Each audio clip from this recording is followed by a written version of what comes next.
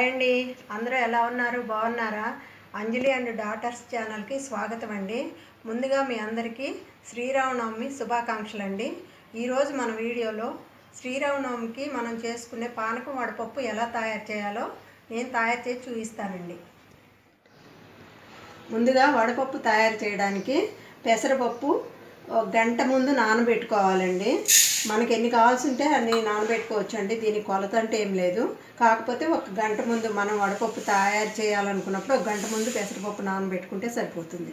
ఇదిగోండి, పెసరపప్పు నానిపోయి శుభ్రంగా కడిగి వడబట్టుకి వడేసానండి. ఇవి శుభ్రంగా వాటర్ అంతా పోయిందా కొంచాలండి. పెసరపప్పు నానబెట్టాం కదండి.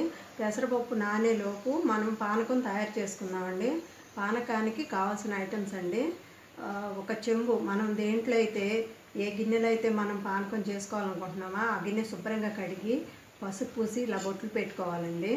తర్వాత దాంట్లో వాటర్ వేసుకొని బెల్లం, నేను 1/2 లీటర్ వాటర్ తీసుకున్నానండి.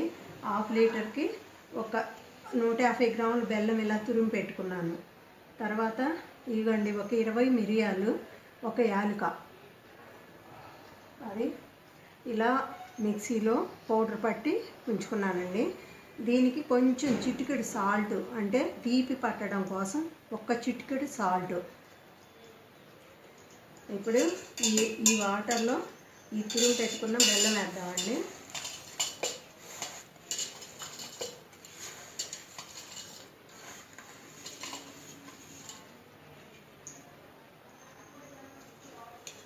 ఇలా ఒక గంట పెట్టి కానీ లేకపోతే మనం శుభ్రంగా మనం చేయి కడుక్కొని చేయి పెట్టైనా కలుపుకోవచ్చండి.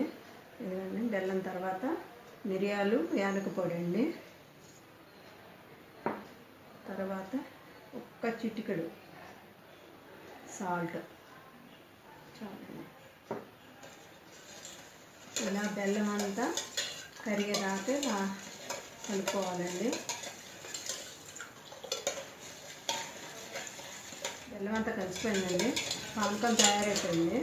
వడపప్పు నానాక వడేసేటప్పుడు చూపిస్తానండి. మళ్ళీ చూడండి, పెసరపప్పు నీళ్ళు పూర్తిగా ఇంకిపోయాయండి. ఇప్పుడు వడపప్పు ఎలా కలుపుకోవాలో చూపిస్తానండి. దానికి కావాల్సిన ఐటమ్స్ అండి, నానబెట్టిన పెసరపప్పు, ఒక చిన్న కప్పు మామిడికాయ ముక్కలు, పచ్చి మామిడికాయ ముక్కలు సన్నగా కోసుకోవాలి. ఒక చిన్న కప్పు బెల్లం ముక్కలు చేసుకోవాలండి. ఒక చిన్న కప్పు కొబ్బరి ముక్కలు. ఇప్పుడు ఇవన్నీ ఈ పెసరపప్పులో వేసేసి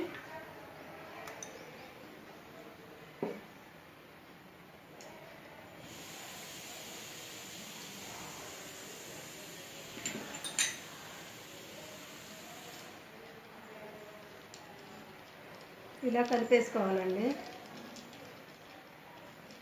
వడపప్పు తయారైపోయిందండి. చాలా ఈజీ అండి పానకం వడపప్పు చేయడము.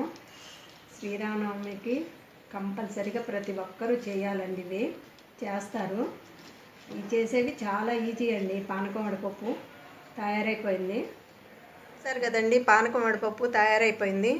ఈ వీడియో కనుక మీకు నచ్చినట్టయితే మా ఛానల్ని లైక్ చేయండి, షేర్ చేయండి, సబ్స్క్రైబ్ చేయండి.